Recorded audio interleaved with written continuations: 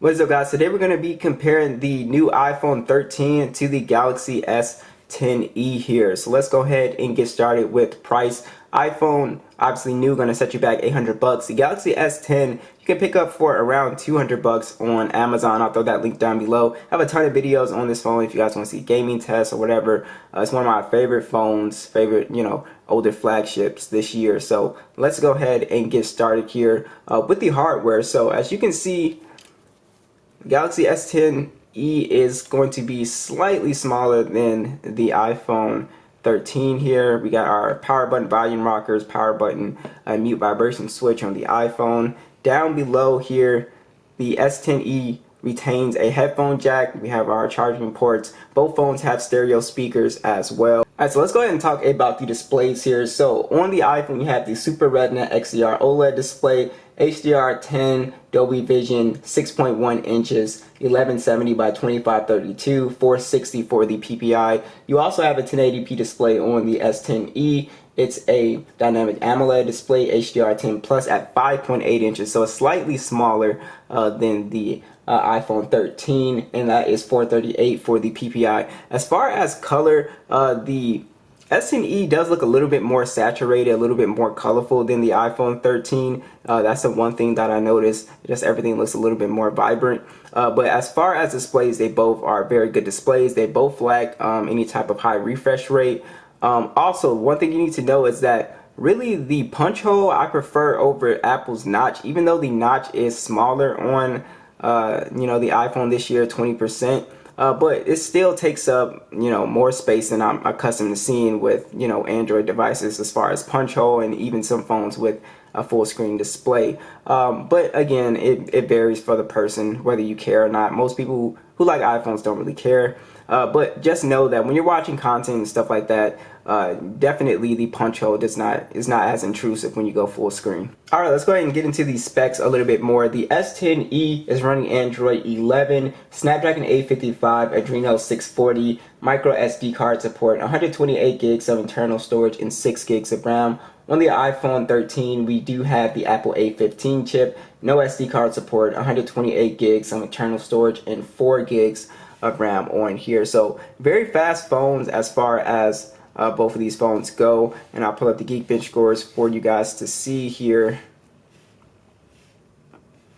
Boom, there are your Geekbench scores here. So obviously an older chip on the S10e, but it still performs fairly well, and it actually matches the iPhone 13 in terms of gaming performance. But if you get into a little app comparison here, you can see it's not super far off, but yes, the A15 is going to be, faster than this A55 chip here.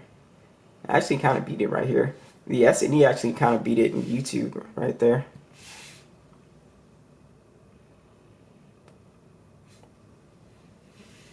Now you might notice a noticeable difference with launching games. Let's see here with Temple Run.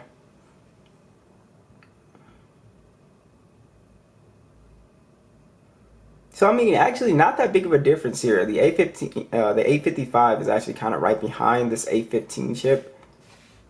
So I don't think it's that big of a difference, but when we get to PUBG, we actually get identical performance here, which you're going to see here.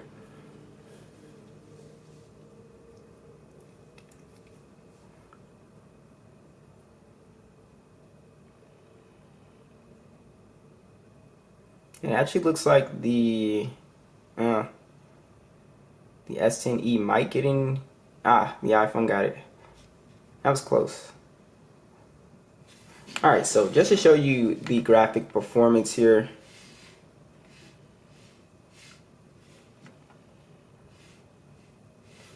As you can see here, extreme, Ultra HD on both. So you're going to get really good gaming performance on both of these phones, whichever one you decide to go with. But just know that the S10e is way cheaper than the iPhone 13, and it's still able to keep up as far as features and stuff like that, and as far as speed, honestly.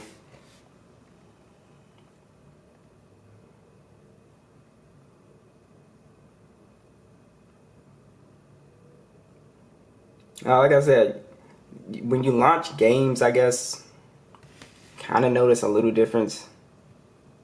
But again, super smooth performance on both of these phones, so you'll be happy with gaming performance, honestly. All right, let's talk about some additional features here. So getting into your phone, so you only have one option, and that is Face Unlock on the iPhone, and it works well, no issues with that. And you also have, NFC with Apple Pay on here, and you have wireless charging and stuff like that. And that's pretty much it. Now for the S10e, we actually have a physical fingerprint scanner on the S10e here, and we also have the option to do face unlock. So I prefer having two methods instead of the one method. I wish Apple would, put under display fingerprint sensor, physical, or sensor or whatever. I think that would be a good idea. But the S10e also has wireless power sharing as well, which is a really cool feature to point out. So I can charge like pretty much anything, another phone, just put it on the back of the S10e or some earbuds or whatever. So that's a really cool feature to have. And also, both of these phones, like I said, have IP68 dust and water resistant. Both of these phones have stereo speakers, so let's go ahead and check them out.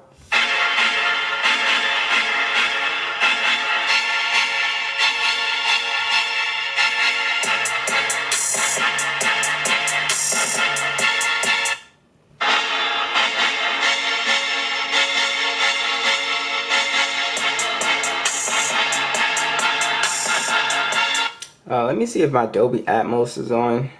I'll turn it off just to make sure. Some people prefer to have it off. I actually think it sounds better on, but I think the iPhone 13 is definitely louder here.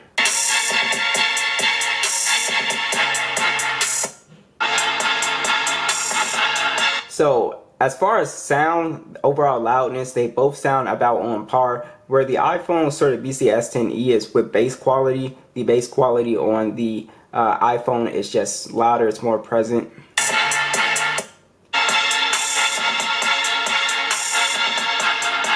Yeah, it's definitely more present on the iPhone. So if you want a more bassier sort of sound, definitely the iPhone is going to give you that.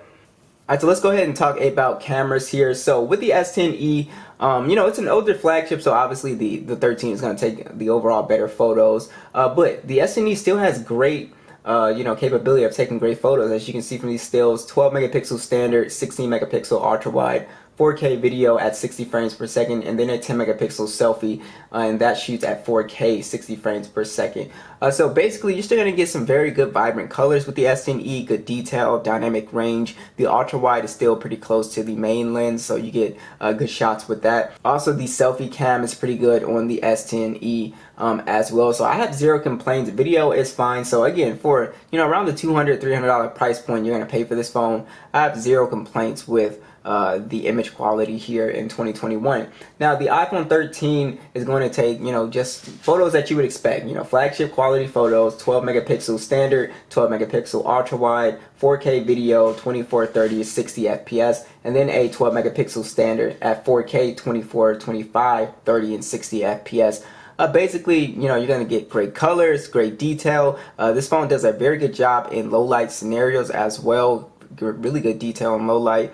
So overall, the iPhone 13 is going to take the better photos. Video is also going to be pretty good, very good on the iPhone. The cinematic mode is also pretty cool on the iPhone 13. You can think of it as portrait video or something like that. But yeah, so overall image quality is going to be great on both of these devices.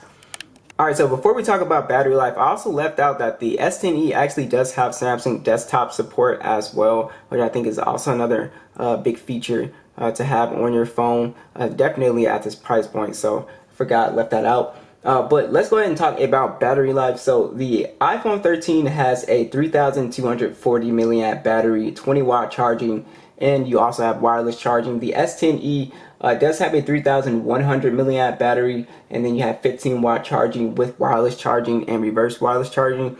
Basically, the battery life is going to be better on the iPhone 13. To my surprise, it's actually much better this year. So I was really surprised by that. Now with smaller phones like the S10e, you sort of know, you're gonna not get as good battery life. Screen on time is usually around like 4 hours and 30 minutes, something like that.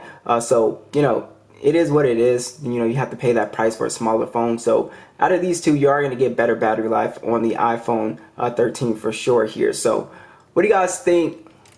Went over all the specs. The price difference is pretty massive with these two phones right now. So which one would you guys go with? Let me know and I'll catch you guys in the next one.